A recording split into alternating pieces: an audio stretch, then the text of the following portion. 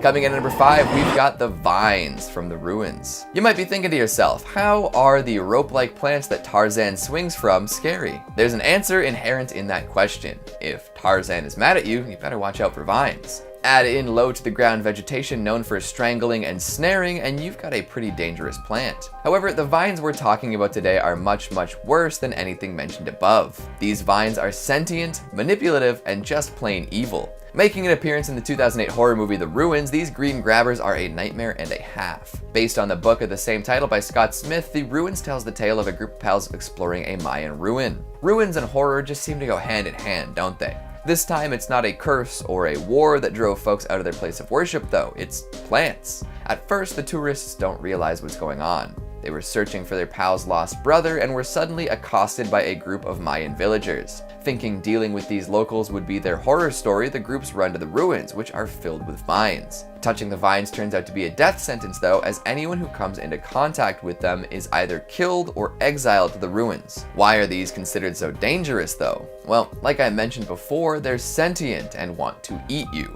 They can crawl inside your body in the most disturbing ways possible and like to tear people's flesh right off their bones. Now, if they were simply looking to eat folks, that would be one thing, but these vines toy with people. They can mimic noises, like a ringing cell phone, to lure people into dangerous situations. Noises aren't all they can replicate, as they've also been known to pretend to be people. Plus, they can essentially take over people, crawling around inside of them, playing them like a puppet. It's more than an invasion, it's a total takeover. Folks can claim that Triffids and giant Venus flytraps named Audrey are the best of the best when it comes to horror movie plants, but I'll say these vines take the cake. Coming in at number 4, we've got Alida Winthrop from the Unnamable. Lovecraftian horror is all about the stuff that the senses can't quite quantify. A less known but very classic tale by H.P. himself, The Unnamable features two pals discussing whether the creature that haunts a nearby house can be described.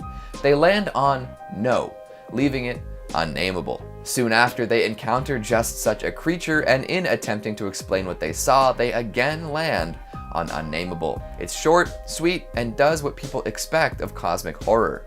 To put something like that in a movie would be quite the challenge indeed. So instead of following the original tale to a T, Jean-Paul Ouellette decided to take inspiration and run with it. Instead of being an indescribable entity of gelatin, slime, and vapor of 1,000 shapes of horror beyond all memory, the Unnamable was instead made to be the demon daughter of a local warlock recluse. The two pals discussing the nature of such things are still around, but now there are some more co-eds to make this a classic haunted house romp. The story leaves a little to be desired, opting to hit all of the expected marks instead of going truly cosmic, but the monster is excellent. Alida Winthrop, heiress to the Winthrop fortune, does not care for money and power, she just wants to kill.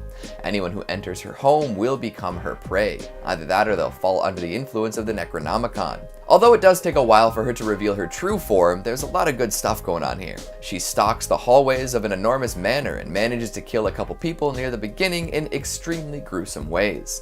A classic 80s monster with plenty of wicked prosthetics, this is one that obviously had a lot of thought put behind it. Although its form is very definite and probably a little more humanoid monstery than most other Lovecraftian creatures, there's a lot to love here. Cloven hooves, bat wings, and a shriek that will haunt your dreams. There's nothing quite like a demon to get your brain going. Apparently, it took the actor who played this monster 9 hours to get into costume. It wasn't just a rubber suit she could hop right into.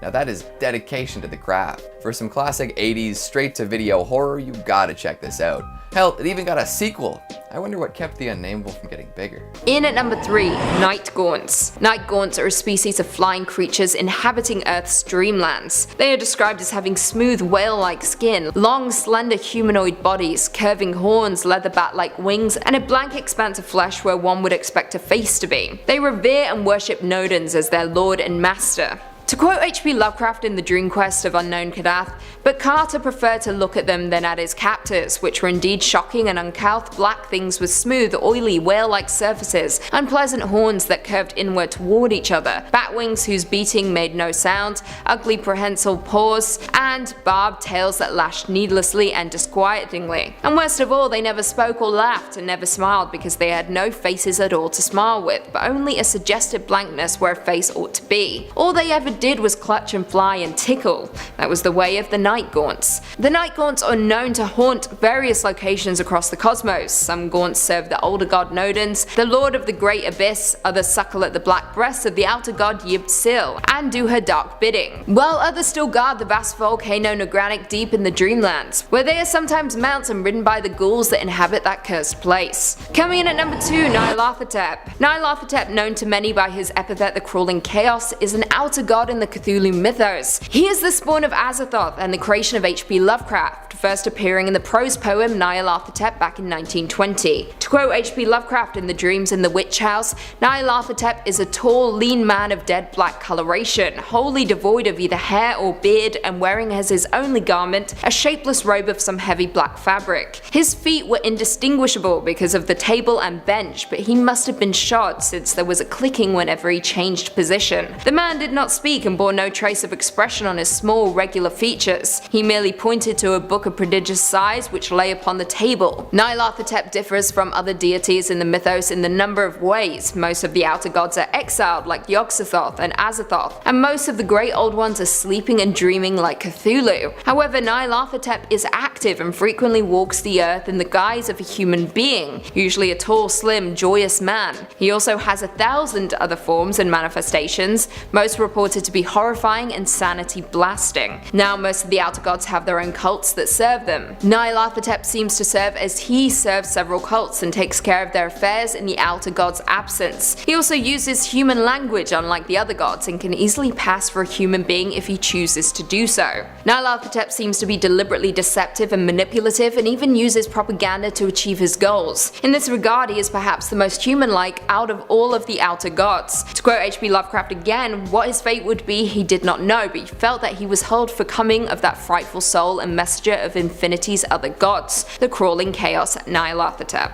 And finally coming in at number 1, Azathoth. To quote H.P. Lovecraft in The Dream Quest of Unknown Kadath, outside the ordered universe is that amorphous blight of nethermost confusion with blasphemies and bubbles at the center of all infinity, the boundless demon Sultan Azathoth, whose name no lips dare speak aloud and who gnaws hungrily inconceivable, unlighted chambers beyond time and space amidst the muffled, maddening beating of bowl drums and the thin, monotonous whine of accursed flutes. Azathoth, sometimes called the blind idiot god and nuclear chaos, the demon sultan, the deep dark and the cold one, is an outer god. There can be no definite description of Azathoth because everybody envisions him differently and he is constantly changing. There is however evidence the physical manifestation of Azathoth in the universe is continuous with a spot in the central region of the galaxy, otherwise known as Sagittarius A star, the supermassive black hole at the center of the Milky Way galaxy. Azathoth is a significant malign presence in the Necronomicon, as both Albert Wilmarth and Walter Gilman are horrified at the mere mention of its name, having both read about it in the occult tome. It is also portrayed as a leader in a cosmic upheaval akin to Lucifer's rebellion in the Bible, and is prophesied to return. I quote, "Those daring to oppose the elder gods who ruled from Betelgeuse, the great old ones who fought against the elder gods, were instructed by Azathoth, who was blind idiot god, and by Yog-Sothoth, ye blind idiot, ye noxious, Azathoth shall arise from ye middle of ye world, where all is chaos and destruction, where he hath bubbled and blasphemed at ye center witches of all things," which is to say, infinity. All in all, Azathoth is absolutely terrifying and would make for the perfect horror movie. Coming in at number 5, we've got Pumpkinhead. That's right, the titular terror from the premier gourd-themed horror movie. Pumpkinhead cannot be stopped. I mean, technically, he can be, but only temporarily and at great personal cost. And also, the threat will always be looming, never to actually be cast away. Plus, it's in human nature to keep cycles like this going. See, Pumpkinhead is all about revenge. Humans love revenge, it's in our blood. Someone killed your family, now you gotta kill their family. But then the family of their family will kill you, and whatever new family you've made in that time it took you to kill their family will now be a target for the next revenge-fueled family rampage. You see what I'm getting at?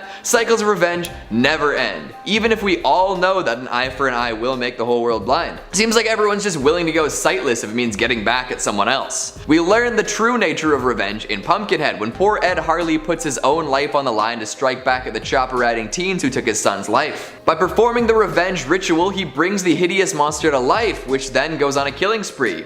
Soon enough though, Ed realizes that the revenge he sought wasn't what he really wanted. He also realizes that it's quickly going way too far and will likely continue even after all the involved biker teens are dead. This realization is accompanied by the discovery that he and the monster are now one. So the only way to take it down is to kill himself, which he does. But now, after all that, Ed is buried in Pumpkinhead's grave, waiting for the next unlucky soul to come around looking for revenge. And somebody will, which will start this whole ordeal over again. So even if Pumpkinhead is temporarily stopped, it's inevitable that someone else will indeed come along and bring the monster to life. Nobody ever seems to learn, eh? History repeating itself, and so on. Coming in at number 4, we've got Clover from Cloverfield. We've talked about this before on the channel, but it's worth bringing up for this list. The Clover we meet in New York on the night of Rob's going away party is just a wee baby. That's right, the enormous, destructive, and seemingly indestructible monster that rampages through the city is only a fraction of the size that it could one day be. Most of Cloverfield is seen through the lens of HUD's camera and doesn't feature too much of the monster. However, through context and some reversible Easter eggs, we learn all sorts of terrible details about this creature. It spawns strange parasites that flood the underground and decapitates the Statue of Liberty. The government seems to have a contingency plan for something like this though. They execute the Hammer Down Protocol, which seems to be a crazy concentrated rain of explosives meant to level Manhattan and kill the monster. Not everyone evacuates, so we get a front row seat of widespread destruction. One might assume that so much explosive power concentrated on one area would just kill about anything, right? But after the credits, we get a little soundbite that seems to say, "Help us." Play it backwards though, and you hear, "It's still alive." Even Hammer Down Protocol wasn't enough to fell a baby Clover. So what would stop a monster like this? Good question. I actually don't have an answer for it. It can't be stopped, you know, the whole point behind this video. Plus, if you watch the Cloverfield Paradox, you meet another full-grown Clover, and this thing breaks through the clouds standing on 2 feet. Yeah, unstoppable indeed. Number 3, the Brundlefly. Jeff Goldblum is probably one of Hollywood's most celebrated and beloved weird guys. Everything he does is immediately lovable, and he has got such a friendly, inviting face. Known for fan favorites like Ian Malcolm in Jurassic Park, it would be just terrible if something ever happened to that warm smile. Well, rest easy, because the real Jeff Goldblum is doing very well for himself these days and nothing has happened to him. But in the 1986 David Cronenberg classic, and one of my absolute favorite creature features, we get to see lovable old Jeff slowly molt into a sickening mix of fly, man, and a disgusting wet pile of makeup. Eccentric inventor Seth Brundle has seemingly perfected teleportation technology after working out a few kinks with its inability to read physical tissue.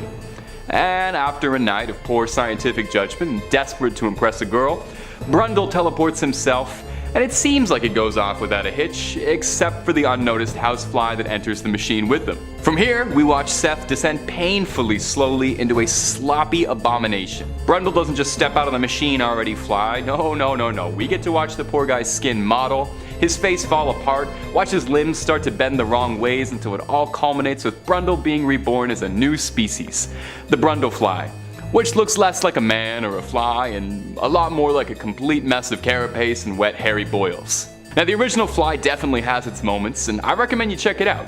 In that one, we watch a man swap his head and his arm for a fly's in a real classic 50s drive-in B-movie kind of way. And it's a ton of fun, Vincent Price is great in it, but it won't ruin your night the way looking at sweet Goldblum turning into the Brundlefly will. But hey, they're both absolutely great, but I've got a real preference for the Cronenberg one. Number 2, Pinhead and the Cenobites. Angels to some, demons to others. That's what Pinhead describes himself and his group of Cenobites, which is referred to in the scientific community as a cenobium. You're welcome, you learned something today. Unless you're a fan of the films and you're already nodding your head in agreement, you might be asking yourself, what's a Cenobite? I have such sights to show you. The Cenobites are a group of extra-dimensional beings who exist beyond our understanding, traveling trans-dimensionally in search of further exploring the balance between pain and pleasure. They dress a bit like the goth kids in high school if they all fell through a home hardware. And special shout out goes to the right-hand man Chatterer, the eyeless, toothy-gritting best friend a pain demon could have. Mysterious and utterly disgusting, these seemingly humanoid travelers love nothing more than a good case of suffering. Their leader, Pinhead, gets the name from the hundreds upon hundreds of nails embedded into his skull, but he's not suffering at all. He really enjoys that kind of thing. He's just a friendly looking guy looking to explore a bit. Can't shame him for that. I can probably shame him, however, for his sadism, treating the human body like plasticine and bending and flaying it further than it should ever go. Half the stuff Pinhead does in these films I could not even begin to describe to you if we are trying to stay friendly within guidelines. The lament configuration is a strange lockbox puzzle that when opened will summon the Cenobium to you. Whether or not they take you away to join them on their travels, well, that's not really up to you.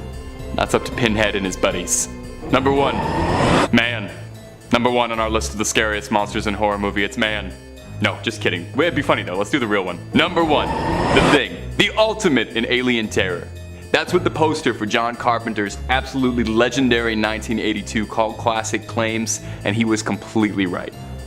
The Thing is a story about a group of researchers stationed at a complex in Antarctica who find themselves being preyed on by an intergalactic shapeshifter picking them off one by one, arousing suspicion amongst all these tight-knitted researchers. It was the Among Us of its time, if you will.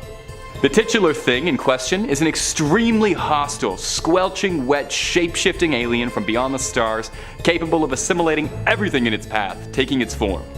We have no idea what the thing itself even truly looks like, or if it could even be said to have a true form, as the film does sort of imply that it's a microbiotic organism. As in the film, a blood sample alone is enough to detect who the thing is. When heated, the blood thickens and tries to escape away, suggesting that every cell of the thing is sentient in some way. The thing can take whatever form it pleases of its victims, replicating them perfectly, down to their memories, their speech, making it impossible to tell who's telling the truth and who's who they say they are. The thing has no clear goals, serving only to preserve itself, and it will do anything to survive. Whenever it finds itself alone with a suitable target, it extends its vile tentacles, seizing its victim and becoming it. The thing goes through several forms during the film, and each one of them are absolutely disgusting. Whenever a part of it severs, the thing earns its number 1 spot on this list for its legendary practical effects from industry titan Stan Winston, whose series of puppets and maquettes gave us one of the most truly disgusting monsters to ever slop its way across the silver screen. The thing is something like barbecuing and Bob Dylan. At some point you're gonna get a little older and realize your dad was right about some of the things he told you was good.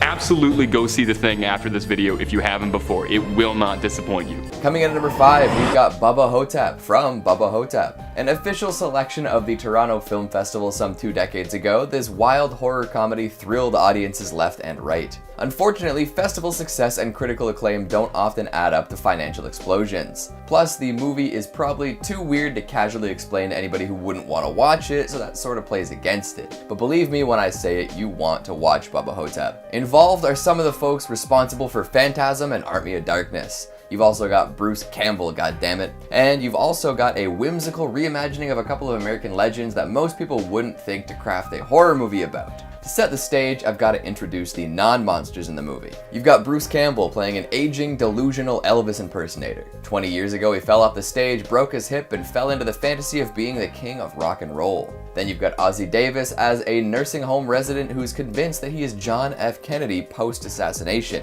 The two discover an ancient Egyptian curse that seems to be plaguing their nursing home and decide to put a stop to this. The curse summons Bubba Hotap, a mummy who was stolen from a museum, lost in a storm, and dressed up in cowboy attire. Instead of bringing the mummy's curse to a research team that might know how to stop it, or maybe a college campus where young folks might have a chance at fighting it, this mummy decides to wreak havoc in the community of senior citizens. Now that's a scary villain, hedging its bets and claiming souls who are already at the end of the road. The goofy premise of a lost mummy tearing through a nursing home in a 10-gallon hat plays well with the comedic chops of Bruce Campbell, but still manages to pull off some good scares. Plus, for 2002, The Mummy looks pretty good. It's no Brendan Fraser big budget affair, but it works for what the movie's trying to do. If any of what I said appeals to you in the slightest, you've got to check out this underappreciated early 2000s gem. Just don't watch the trailer, it does not do the movie justice. Coming in at number 4, we've got the animatronics from Wilys Wonderland. What can I even say about this weird, wacky wonderland? A knockoff Five Nights at Freddy's starring Nicolas Cage as a badass drifter who doesn't speak.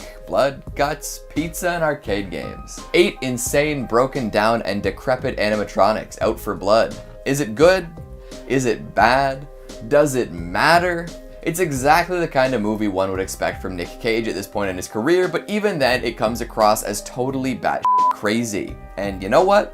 It's actually pretty cool. Each animatronic has a fun and unique design, harkening back to the glory days of Chuck E. Cheese and other similar family fun businesses. There really is something inherently upsetting about early animatronic characters. Kids knew it when they saw the Country Bear Jamboree growing up. Adults knew it when they returned to Charles Entertainment Cheese's entertainment complex years later. And of course, Scott Cawthon knew it when he created one of the most iconic and well-known horror franchises of the past decade. So when a movie with a budget that isn't $0 decides to lean into that uncanny valley horror show, you know it's gonna be a ride. This is a pretty new one, so if you want to avoid Willy's Wonderland spoilers, I'd move right along to the next entry. So the story here is that a legendary serial killer and his cannibalistic cohort ran this pizza emporium years ago. Every once in a while, they would kill off a hapless family and figure out how to hide the evidence. When they did eventually get caught, they performed a satanic ritual to transfer their souls into the animatronics where they still reside today. Even after the facility shut down, they'd managed to lurk out under cover of darkness to kill people in the nearby town. So some folks from the town decided to strike a deal with the robotic maniacs. If they trick random drifters into being night janitors every once in a while as sacrifices, the animatronics will stay put. But as you know, Nick Cage and any of the characters he plays will never go down without a fight. It's a messy showdown and it is suitably ridiculous. Coming in at number 3, we've got carnivorous rabbits.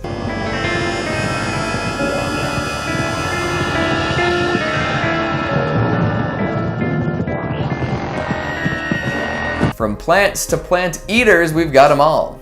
Anyone who grew up watching Bugs Bunny knows exactly how dastardly and cunning rabbits can be, but they've never been as bloodthirsty as they are in Night of the Lepus. Enormous, violent, and looking for blood, these rabbits are science's biggest mistake. The Wikipedia article says the movie used domestic rabbits filmed against miniature models and actors dressed in rabbit costumes to film the attack scenes, and boy, does it show.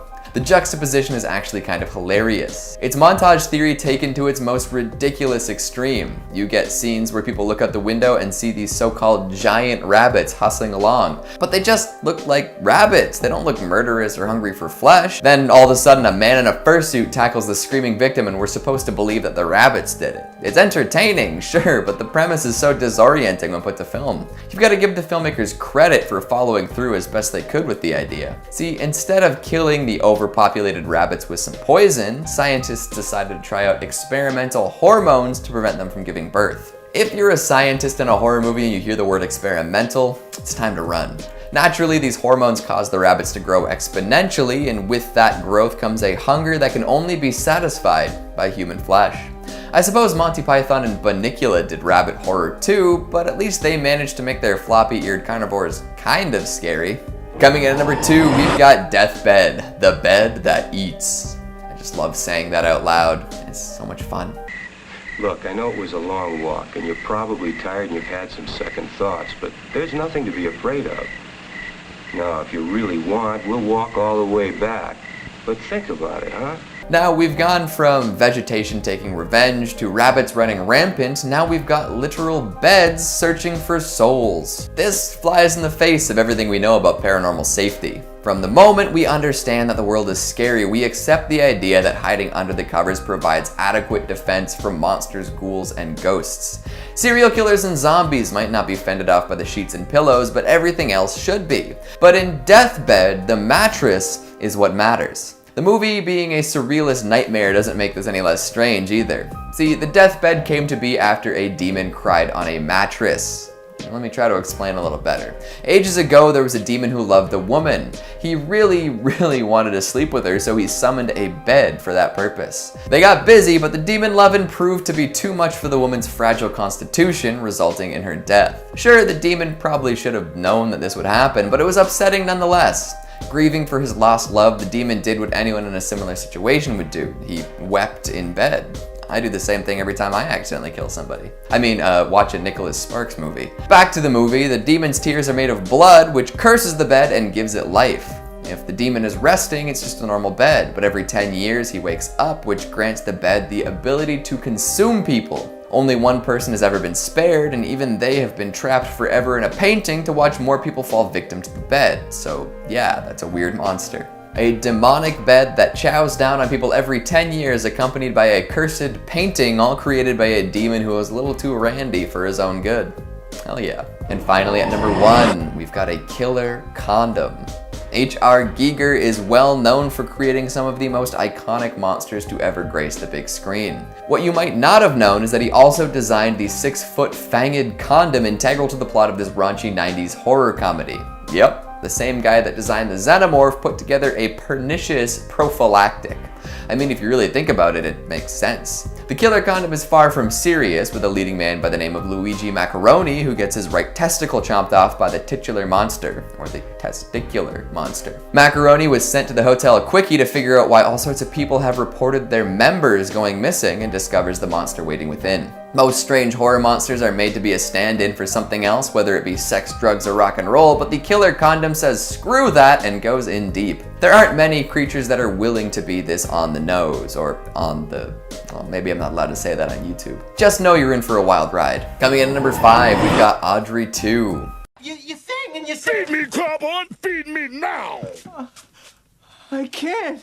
I'm starving! Look, maybe I can squeeze a little more out of this one. As a kid, I heard about Audrey II and thought nothing of it, which is strange because I doubt anyone could come up with a weirder concept. But somehow, after years of success on and off Broadway, along with a major motion picture starring Rick Moranis, Audrey II became an icon. Audrey II is a gigantic, bloodthirsty Venus flytrap that can sing to express its needs. And it's named after a woman the florist has a crush on. And it comes from outer space? Goodness gracious. The carnivorous plant causes all sorts of trouble and somehow turns Seymour into a local celebrity of sorts, which, let's be honest, probably wouldn't happen if a plant like this showed up. The government would get involved and it would get carted away off to some top secret research facility. But in Little Shop of Horrors, Audrey II sings and grooves and eats a dentist, followed by a business owner. Hell, a TV network wants to run a show on it and someone else wants to breed them out and sell them across the world. Who are these people? This is an obviously dangerous plant. Like, if I saw something like that, I would take off running. Although I suppose this version of Skid Row they live in is supposed to be desensitized to this kind of stuff. Audrey needs blood and he's got more than enough. Coming in at number 4, we've got Killer Tomatoes.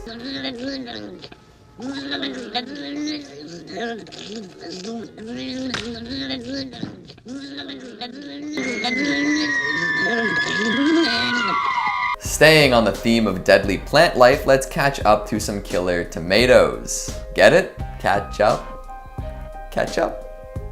I can hear the don't quit your day jobs already. You know, I can see how a Venus flytrap could be considered scary. Hell, even vines are made out to be pretty terrifying and a whole bunch of horror, but tomatoes? My goodness. But that is indeed the premise of Attack of the Killer Tomatoes, and the movie really commits to its insane monster. By some unknown process, the red fruits rise up and begin to kill anyone they come across.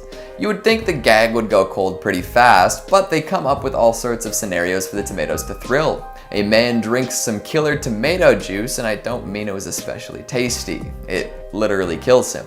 I never understood the appeal of tomato juice in the first place. It's like cold tomato soup. Good riddance. But then they start eating people. Talk about turning the tables. There's even an aquatic tomato sequence doing its best to replicate the kind of fear Jaws caused.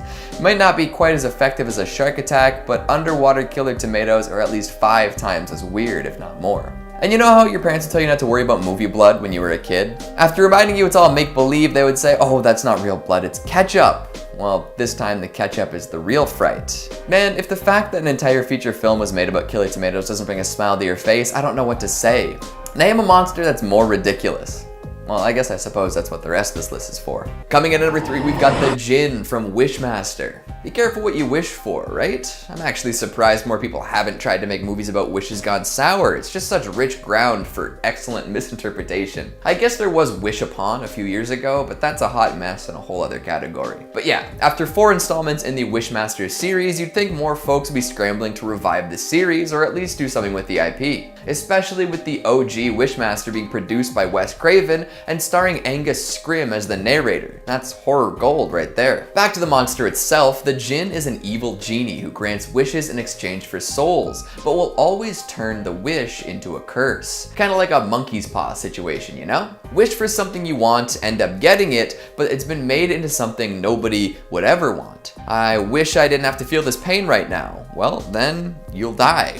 I wish you would stop nagging me. And the person nagging you gets in an accident and loses their ability to speak. I wish I had more money. You get the money through some weird legal technicality after the local orphanage burns down. There's so much to do with people's desires using this character, plenty of irony to funnel into fun moments, and unlike a lot of other horror icons from that era of horror movie making, it seems as though the Jinn is not front of mind. Maybe the screenwriters wished for success, but then are doomed to spend eternity being forgotten. Who knows? Coming in at number 2, we've got the Jotun from The Ritual. Bar none, this is one of the coolest looking monsters out there. Like, the whole movie is basically a setup for the crazy reveal at the end, and it is totally worth it. You get little glimpses at this thing moving around in the distance, and a whole lot of time is spent making folks wonder if it's real or if they're just imagining things. Elaborate kills are put together to ensure that everyone knows just how big and powerful and full of malice this monster is, and it really sets the stage for when it finally appears. And once it does appear, it is lights out. The enormous reindeer-like chimera is a sight to behold, and it's not just about the looks either. The implication that it has held people in this little village with the promise of immortality only to let them waste away into barely living mummified bodies is horrifying. The guilt that it embodies, forcing people to relive terrible moments before luring them to their doom, is incredible.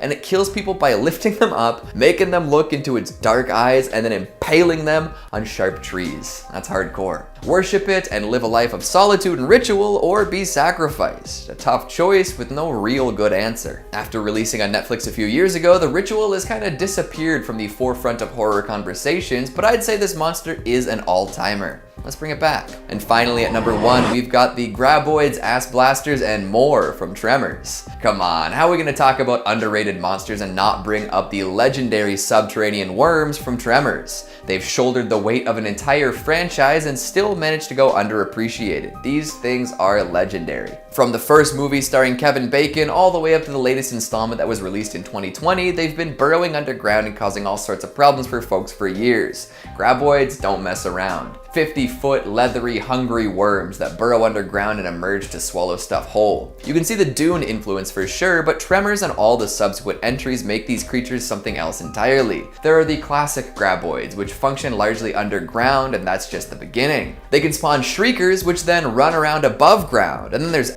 Blasters, which can fly and sense heat. It's a miracle anyone survived an encounter with these things. But for whatever reason, Tremors has been relegated to the B tier of horror, beloved but less well known. So if you're a fan of Tremors, sound off in the comments and let all the other folks find you. Let's give it up for these movie monsters. They work hard, they do the most, but they go without the praise a lot of others get. But we still love them too. Coming in at number 5, we've got the Infection from Splinter. Dangerous, deadly, and dang cool, this assimilated mass of splinters and organic materials is a monster that should be talked about way more. Director Toby Wilkins stretched his budget, creativity, and other resources to the max to make this creature work. So many iterations of it in pre-production, so much work with a local gymnast to make the motions appear both unnatural and totally right for what it was. Hell, the fact that they worked so hard to make the creature look the way it does without using a lot of digital effects is incredible. And I'm just talking about behind the scenes so far too. The actual monster looks great throughout the movie and is a genuinely scary force to be reckoned with. In Splinter, 2 very different couples end up in the same car on the way to a gas station in the middle of nowhere. The folks who own the car are a law-abiding duo who wanted to have a nice camping vacation, while the newest passengers are trying to make their way to the border without raising any suspicions. Not the friendliest conversations going on for sure. But when they arrive at the gas station to quickly refuel and find some snacks, they realize something is very wrong. The attendant is in the bathroom and very infected with some sort of splintery muck. These splinters take over any organism they come in contact with, transforming the host into an animalistic mass of flesh and spikes, looking to kill and subsume anything and everything with a pulse. The way it moves around, shambling unsettlingly quickly, is fascinating, and it finds all sorts of ways to kill and absorb its prey. Severed parts can act on their own to kill people, and often when they find new bodies, they will fuse together, creating bigger, more disgusting flesh amalgamations. Eventually, the surviving trio, sorry Lacey, realize that the infection is a zombifying fungus that uses its infected hosts to seek out more prey. It hunts by sensing warmth, which is bad news for humans everywhere. It takes a lot of guts and hard work to make a creature feature like this work, but the fungal infection in Splinter has so much going for it and on such a small budget too, so it deserves all sorts of high praise. For whatever reason, it seems as though this one has been relegated to the relative underground, but I'm sure in due time, through the power of the internet, more folks will get to see and appreciate the monstrous excellence. Coming in at number 4, we've got the slugs from Slither. And speaking of well thought out monsters with less success than they deserve, here's a bunch of space slugs that Dunwich horror a sleepy town, directed by a young James Gunn. If that's not a recipe for success, I don't know what is. In Slither, a weird, rocky space egg touches down in the woods outside a small town. The local moneybags and his adulterous companion drunkenly prance their way into the trees and come across it just in time to be attacked by the slimy slugs within. This sets off a crazy series of events culminating in an entire mansion filled with flesh. You didn't see that one coming. See, these slugs are more than just slippery little monsters. At first, it might seem like they're similar to the titular creeps from Night of the Creeps, but as they germinate and grow, they become so much more. See, when they enter Grant, what a name by the way, he begins to act a little weird. He's more enigmatic than ever and begins to slowly transform into a strange, tentacly monster. As this happens, the slugs also influence Grant to infect his side chick Brenda and stow her away in a barn. So we've got the slowly transforming Grant on one hand, who is more dangerous with each passing moment, and then there's Brenda, who is inflating to enormous proportions full of slugs. Then, when the time is just right, she explodes like an overfilled water balloon, sending thousands of space slugs careening through the surrounding area. It is hideous, horrifying, and a little hilarious. And that's just the beginning. The amount of different ways these slugs are used throughout the movie is incredible, ranging from classic Wes Craven bathtub homage to a man being sliced in half by a tentacle whip in an open field to the enormous house full of pulsing flesh that I may have mentioned earlier. This is a movie that exudes personality, and a lot of horror movies that released around the same time can't necessarily say the same. The slugs start small but finish strong, and that's all you can ask for, really. But again, James Gunn was behind all this, so of course it ranks highly. Coming in at number 3, we've got It from It Follows. If throwing a bunch of electronics into a swimming pool can't stop this thing, nothing can. Okay, all jokes about the goofy climax aside, the monster from It Follows is seriously upsetting. It will follow you to the ends of the earth forever and ever, always at the same pace, and there's nothing you can do to stop it. Sure, you could pass it on to someone and they could do the same, but you're only prolonging the inevitable. Eventually someone will slip up and get caught, and then the creature will work its way down the line. People will be careful if they know the rules, but there's no way to actually track who's getting stalked when and who's already been caught. Unless somebody wants to go to great lengths and create some sort of comprehensive sexually transmitted demon database, which would also require having people believe in this thing in the first place, it would be way too hard to track without dedicating your entire life to it. So once you get it, it will loom over you for the rest of your days. Killing it doesn't work either. You can shoot it or shock it or attempt to drown it, and it'll still come back in the form of some human somewhere. Just a total nightmare, however you slice it. So yeah, it can't be stopped. It'll follow, because it follows. Coming in at number 2, we've got Godzilla. An all-time legendary movie monster, Godzilla truly is king. There's nothing the average person can do about the nuclear lizard from the deep. And even with extensive resources mobilized, you'll have to hope and pray that whatever you're attempting will work. And even if it does work, there are more iterations of Godzilla and co waiting for you. Technically, Godzilla has died at least 4 times. Even though he's immune to conventional weaponry and can heal at insane rates, it's indeed possible to end Godzilla's life. In the original, he is just absolutely obliterated by the oxygen destroyer. Later on, in Godzilla 1985, he's killed via cadmium missile-induced heart failure. Even then, he comes back to life thanks to nuclear fallout. While fighting Destroya, his nuclear heart overheats and melts down, and in Godzilla, Mothra, and King Ghidorah, giant monsters all out attack, a missile goes off within his chest, causing atomic energy to disintegrate him. With this last one though, his heart starts beating again anyways while the credits roll. So it is incredibly hard to kill Godzilla, and even if you do kill him, it's not guaranteed that he'll stay that way. And even if he does, he'll just come back another time in another movie. So there is no stopping Godzilla.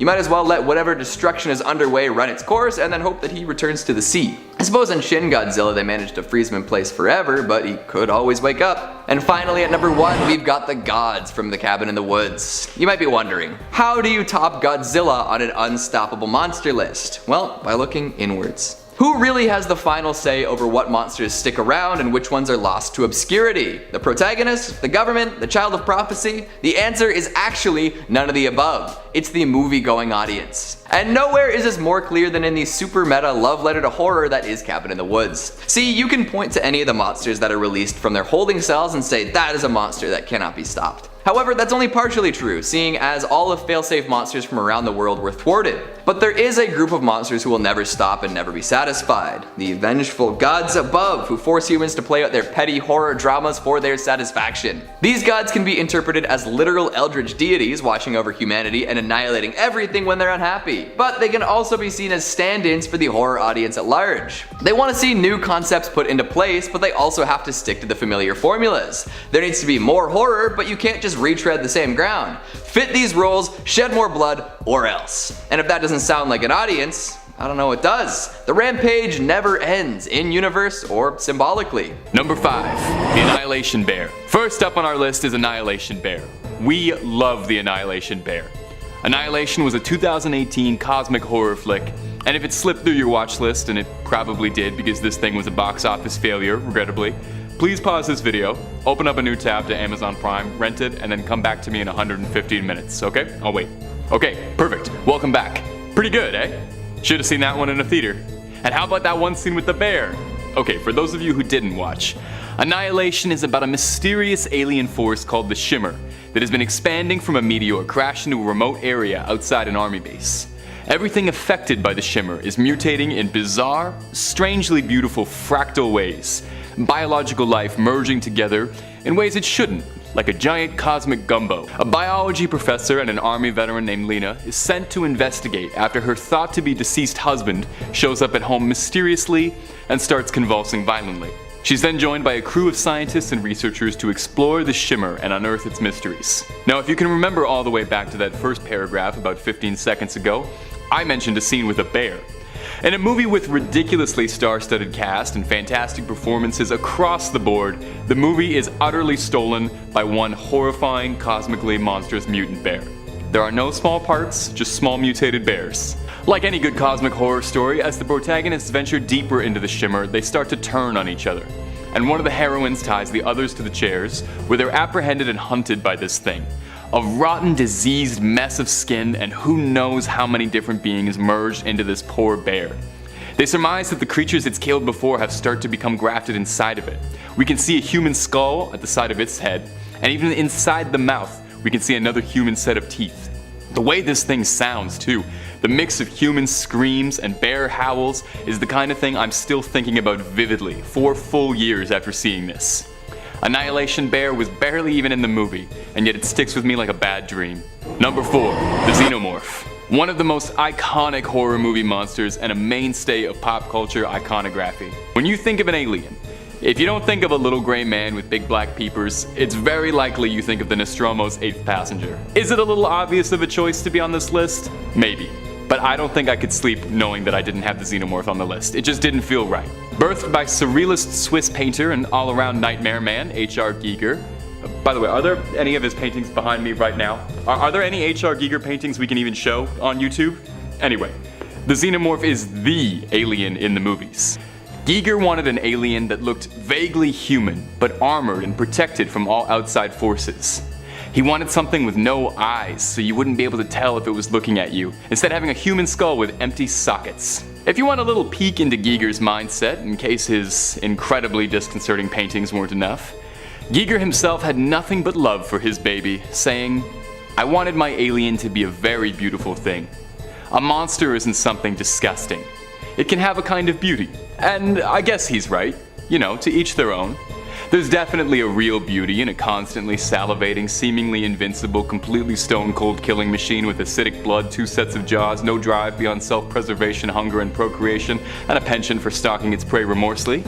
I mean, that's exactly what it says I'm looking for in my Tinder bio. Coming in at number 3, we've got Hypers from VFW. Don't do drugs, kids, especially if the drugs are known to be extremely addictive and have a track record of turning people into horrific, violent mutants. Seems like a pretty clear-cut choice, but apparently a lot of folks didn't heed this advice in this strange alternate reality world. There's a drug called hype going around, and it's got a lot of folks hooked. So hooked, in fact, that the users have essentially pledged maniacal loyalty to the local dealer and would do anything to get their next fix.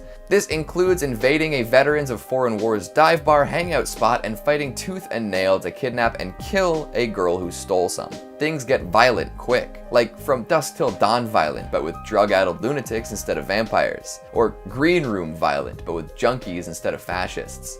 I guess there's junkies in Green Room too. Does that sound like a good time to you? Well, good, because this movie exists and is jam-packed with a bunch of brutal, brain-splattering moments. And while the hypers aren't as visually monstrous as some of the other entries on this list, their actions while in a drug-fueled berserker rage definitely rank up with some of the best. Coming in at number 2, we've got The Freak from Castle Freak, and not the new one, the Stuart Gordon original, of course. Say what you will about the remake, The Freak's motivation is so much more believable than the OG, and there's no nasty blindfolded fornication with a festering freak. Some people might like that, I suppose, but the impact isn't quite as lasting. So, back to the 90s. Here we have Stuart Gordon, Jeffrey Combs, and Barbara Crampton working together at their iconic peak.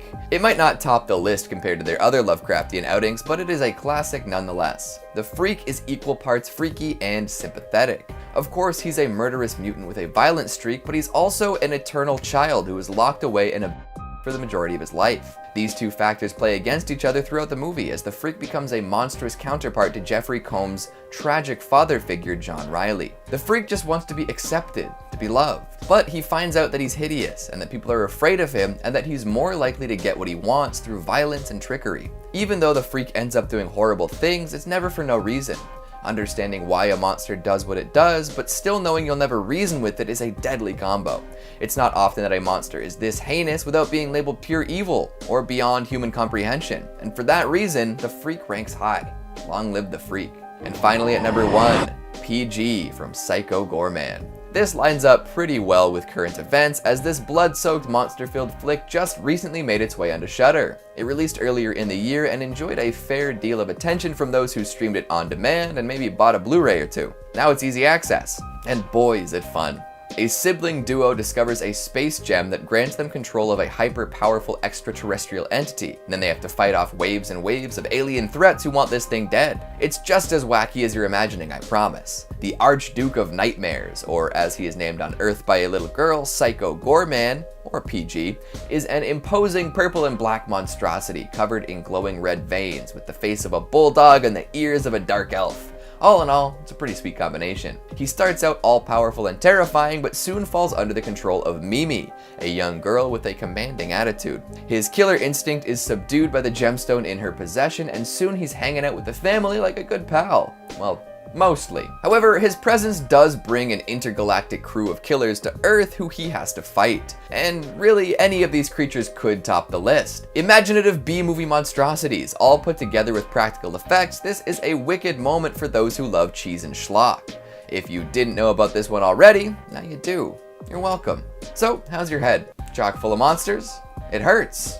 Good. The more the merrier, that's what I always say. Coming in at number 5, Yog-Sothoth. Yog-Sothoth is a cosmic entity and outer god born of the nameless mist. He is the progenitor of Cthulhu, Hastur the Unspeakable, and the ancestor of the Vormi. He is also the father of Bubba Hotap. Like many Lovecraftian gods, Yog-Sothoth has many different appearances throughout various stories of the mythos by various authors. However, there seems to be a common agreement that Yog-Sothoth visually manifests as a mass of glowing orbs with eyes or tendrils in some versions, and in others simply the orbs. It is also heavily implied that Yog-Sothoth is omniscient and is locked outside the universe, meaning he can know and see all of space-time all at once, which means there is no secret hidden from Yog-Sothoth. To quote HBL in the Dunwich Horror, Yog-Sothoth knows the gate. Yog-Sothoth is the gate. Yog-Sothoth is the key and guardian of the gate. Past, present, future, all are one in Yog-Sothoth. He knows where the old ones broke through of old and where they shall break through again. He knows where they have trod Earth's fields and where they still tread them, and why no one can behold them and they tread. How terrifying would that be to see on screen? Near impossible, but I'm all here for it.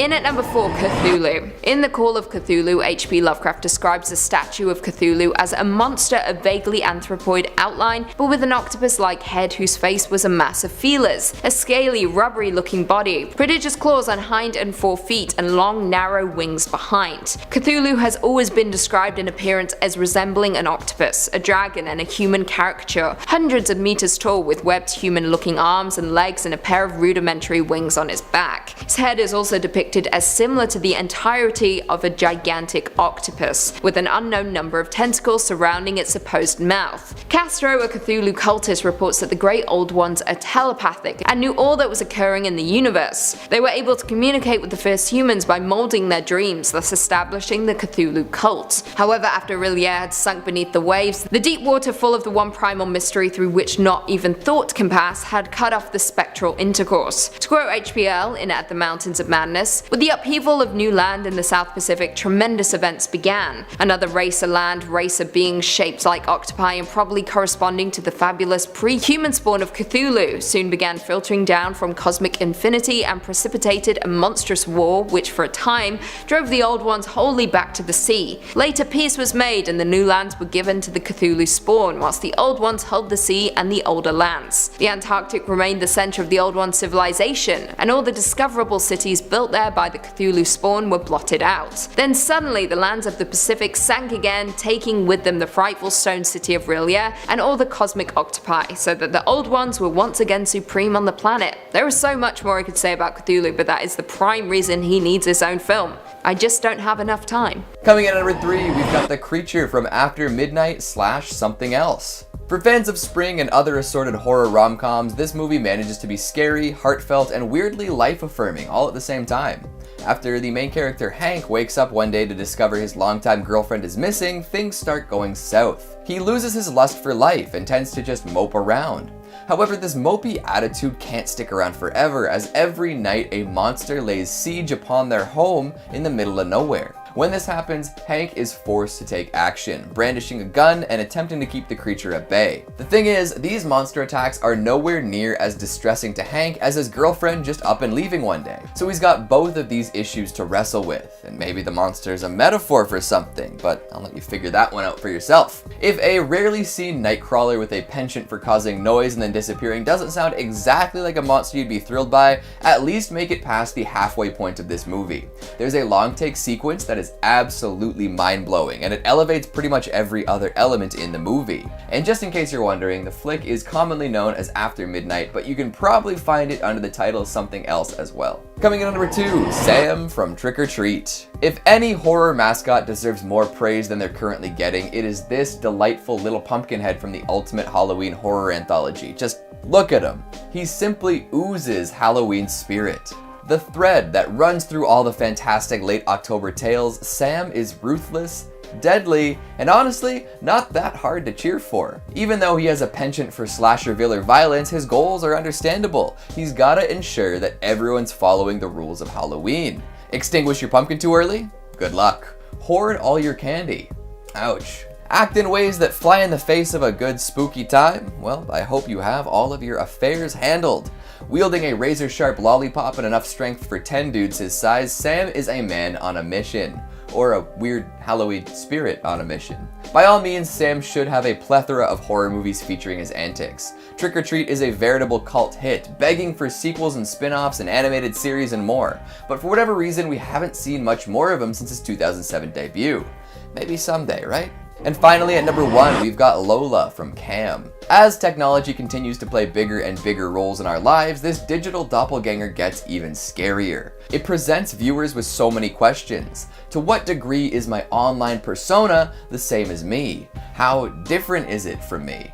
Could it be a totally different person? How does the perception of that from other people change who I am? What if my online image takes a wicked turn, and how can I prove who is the real me? Now that we've been largely existing in digital spaces over the past year and a bit, these questions hit a little harder. Cam is the tale of a cam girl named Alice, who through plenty of hard work and creative, morbid cam shows has amassed quite a following. In order to keep her work life and home life separate, she creates an alter ego to perform as Lola. But as she hits a major milestone, she loses control of her account. However, someone is still running her streams. Someone who looks, sounds, and for the most part acts exactly like her. But this avatar is all Lola and no Alice. This version of Lola ramps up the stakes during her streams, performing acts that should kill her, but always manages to survive. As Alice investigates, she discovers that similar things have happened to other online performers, resulting in their eventual violent deaths. So she's gotta figure out how this alter ego came to life and how to stop it before it's too late. If the implications of digital existence have ever concerned you, this is a monster that will haunt your nightmares for ages. More monsters is always a good thing, right? Well, if you don't agree, I'm sure one will find you soon. Kicking off at number 5, The Crawlers, The Descent.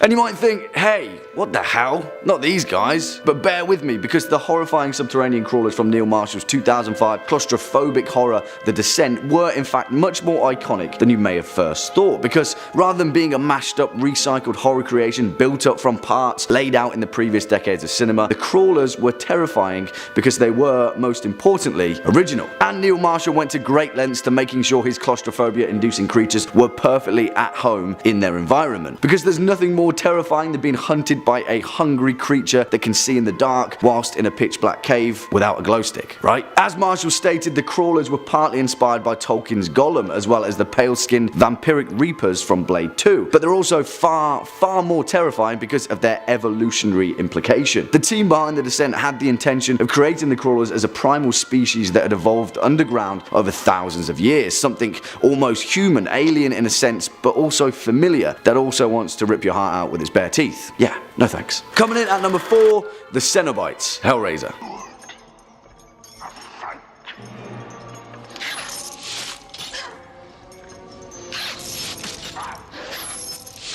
And I say the Cenobites because I do mean all of them, and after all, this is a pluralistic list, right? Semantics. And also, we just can't begin to talk about horror movie monsters without talking about their underappreciated weirdo darlings. Although the Hellraiser franchise makes a clear point that the Order of the Gash are demons to some, angels to others, there's no denying the fact that Pinhead and his brood were absolutely horrifying when they first made their entrance in Clive Barker's Hellraiser. I mean, for the most part, you only need to take a look at them, because, come on man, they're terrifying. As Clive Barker's franchise explores, the Cenobites are a group of extra-dimensional beings that hail from a dimension of hell, who can only reach Earth's reality through a schism in time and space activated by a series of unearthly artifacts, one of which is the infamous Lament configuration. However, there is one particular extra-dimensional hell monster that appears in Hellraiser that takes the cake. The Engineer, which may or may not be a Cenobite because no one exactly knows what it is, although it's a horrifying homunculus of hell, and that's enough of a reason for me to be horrified by it. Yeah,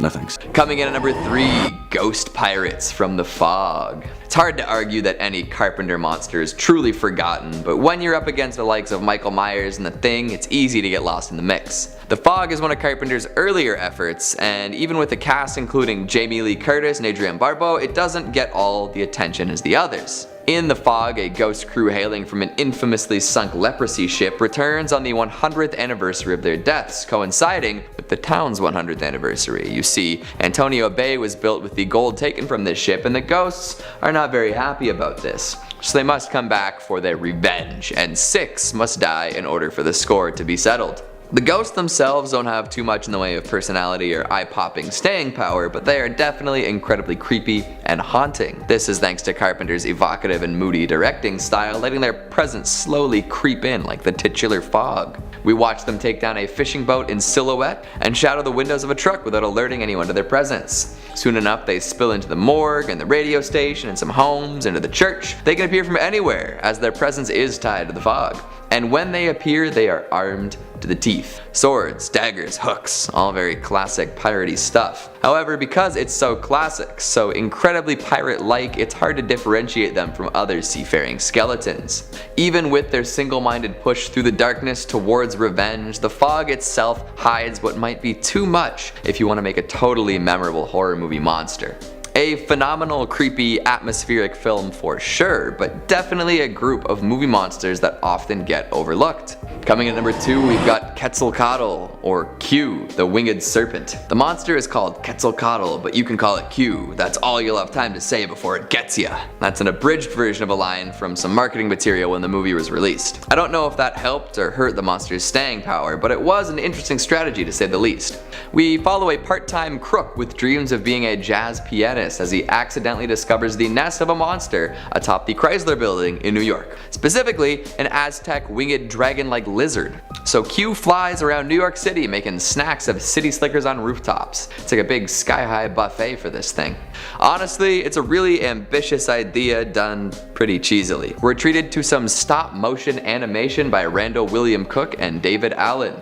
The beast flies around in the air, snatching people up and sending showers of blood down upon the pedestrians. Kinda reminds me of old King Kong at a lot of points, probably thanks to the fact that there's a stop-motion monster causing problems atop a famous landmark in New York City. It also could have had the iconic staying power of King Kong had it been released earlier. However, this came out in the 1980s, and by then all sorts of monster movies in the same vein had been released. Q is quite good for what it is, but I just don't know if there was a market for that kind of thing at the time. Personally, I can't get enough aerial shots of New York with stop-motion dragons stitched in, especially when said dragon is willing to throw a goofy cop atop the Art Deco peak. Beautiful. And lastly, number 1, Belial from Basket Case. Somebody should get on a modern remake of this stat. I think it would be huge. Belial is a little misshapen puddle of a man. Actually, and I can't take credit for this thought, he looks like what would happen if Geodude had skin.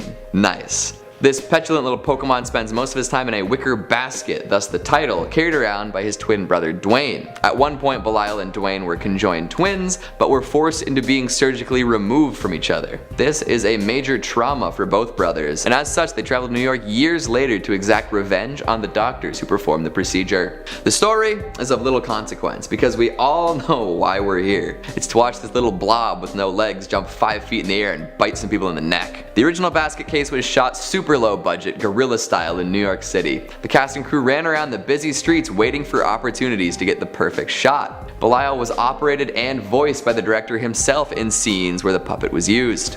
Other scenes where Belial would be moving around a little bit more were done in stop motion. The transitions between shots where he was a puppet and those where he's in stop motion are jarring and often hilarious. The cheese factor definitely played into his relative obscurity over the years, but Belial did get a sequel. In fact, he becomes the murderous protagonist in Basket Case 2. Good for him, taking his life into his own hands, being the star of his own story. You guys could take some inspiration from him. But yeah, it's been a while since anyone has heard from him. So if you hear any ungodly screams coming from a wicker basket, please let me know. I miss him. Coming in number 5, we've got Rawhead Rex from Rawhead Rex. This could have been one of the big 80s horror series if done right. Poor Clive Barker. All he wanted was to adapt his insane vision perfectly to the big screen. This is a sexually charged pagan demigod monster movie written by the Hellraiser creator himself. Funnily enough, Barker has disowned this movie even though he wrote it. The effects and presentation weren't what he imagined, leaving poor Clive sorely disappointed. A remake was in the works for a bit, only to get cancelled thanks to Barker's involvement on a Hellraiser reboot. Can't win them all, I guess. Back to the movie at hand, Rawhead Rex is resurrected and goes on a wicked rampage through the Irish countryside. Plenty of over-the-top accents inbound. We are treated to 89 minutes of a huge man in a rubbery gorilla suit with a receding hairline and crossed eyes causing mayhem and bedlam. It's lovely.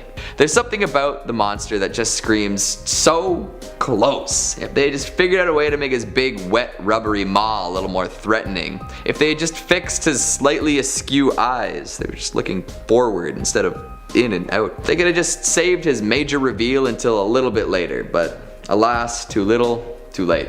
None of this makes the movie any less fun, mind you. It probably just affected its success at the time, making it easier to forget these days. In the meantime, enjoy Rawhead Rex's campaign through rural Ireland, as he desecrates a church, performs baptism by urination, kills a few sons and daughters, explodes some police cars, decapitates some farmers, and of course, bloodies his fangs. All this culminates in a very 80s neon light show featuring some less than fully clothed women, checking all sorts of cheesy horror movie boxes. All that was needed to keep him going was a sequel, and unfortunately that never truly came to fruition. Maybe next time, Rex. Coming at number 4, It. From It, the Terror from Beyond Space. Although it was considered to be an inspiration to the screenwriter behind Ridley Scott's Alien, this flick never quite took center stage in the same way. We're dropped in on Earth's second mission to Mars, where all sorts of space folks are trying to figure out what happened during the first expedition. Of course, an alien killed the previous crew and is now stowed away on the rescue vessel, ready to manja his next prey. Sure, the alien looks like a man in a rubber suit, but it's a good rubber suit. A really nice rubber suit. This was the 50s. They didn't have the technology or the know-how to create the insane, mind-bending stuff from decades in the future. It did have a whole bevy of fantastic traits though. It was impervious to bullets, grenades, gas, electrocution, and more. It was very well suited to mucking some space folk. Plus, it could tear through metal and slurp all the fluids out of its victims. Apex predator in space, just like all the movies that came after it would feature. A classic indeed, but without the wow or star power that would make it forever memorable. It doesn't help that it was totally overshadowed by the Xenomorph later on, and then by Pennywise the Clown and all of his TV and movie-based exploits under the title It. These two pop culture Goliaths make it very unlikely that It, the Terror from Beyond Space, will be as fondly remembered as it could be. Oh well, not everyone can be a star. Swinging in at number 3, Freddy Krueger, A Nightmare on Elm Street. Please, God. This is God. And while I astutely made the point that Leatherface and The Shape wouldn't be appearing on this list because of their humanity or lack thereof, Robert Englund's foul-mouthed, finger-slashing, dream-stalking demon definitely stakes his claim here because he's the reborn hellspawn of dream demons, and stylish hat aside, he's definitely not human. 1, 2, Freddy's coming for you, and for many of us, Mr. Krueger was perhaps our earliest and most horrifying brush with horror. There was something about A Nightmare on Elm Street that just seemed to strike a chord with young people, and whether it was the haunting melody that followed him or the fact that he had a penchant of inducing teenage insomnia, there's no denying the fact that he made his 4-pointed mark on horror as an icon of monstrosity. And well, it gets worse, because while Freddy is literally the stuff of nightmares in the physical world, when he gets you in his dream realm, well, that's the end of that, isn't it? How do you even begin to combat a creature that can take on any nightmarish form, can slip through walls, turn himself into a wall, can reap your soul and stick it in his stomach, and is literally unkillable in his domain? In fact, the only way you can defeat him is if you show no fear, and he has no power over those who aren't afraid of him. But yeah, that's a pretty tough bout, I reckon. No thanks, Freddy. Next up at number 2, the Xenomorph, Alien.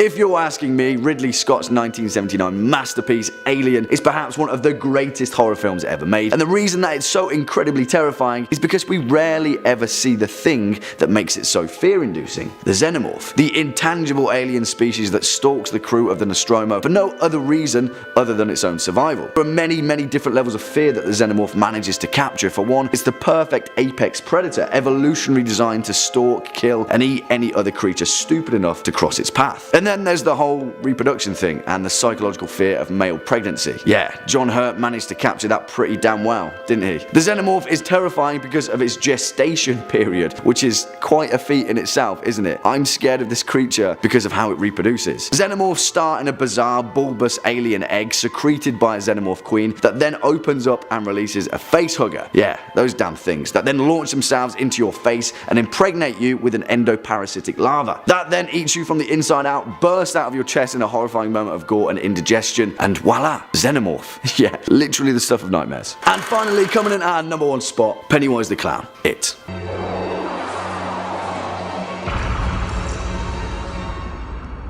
Take your pick.